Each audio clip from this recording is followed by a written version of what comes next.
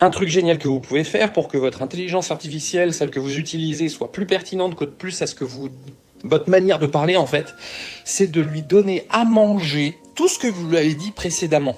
Alors vous allez me dire, mais comment je vais faire? Bien, pour tous ceux qui font des vidéos, maintenant on fait des sous-titres. Eh bien en fait, ce fichier sous-titres, vous pouvez l'extraire dans la plupart des logiciels avec lesquels vous le faites, Submagic, Final Cut, etc. Et donc vous lui donnez à manger tous les sous-titres, et vous lui dites de créer un fichier qu'on appelle tone of voice, c'est-à-dire un peu votre ton de voix, votre manière de parler.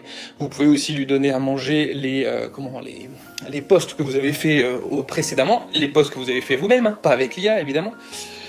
Et il va concaténer tout ça pour ensuite créer un fichier. Alors dans Claude, ce qui est cool, c'est qu'il fait ce qu'on appelle des fichiers Markdown, des .md, que vous allez pouvoir mettre dans un projet, ou mettre dans un skills, ou donner au moment du prompt, pour qu'il ait votre manière de parler. Et ce fichier-là, vous pouvez le mettre à jour au fur et à mesure des contenus que vous allez créer.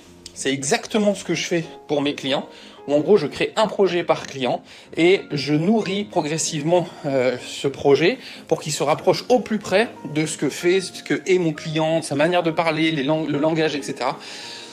Ah, voilà, c'est quand même pas mal comme truc.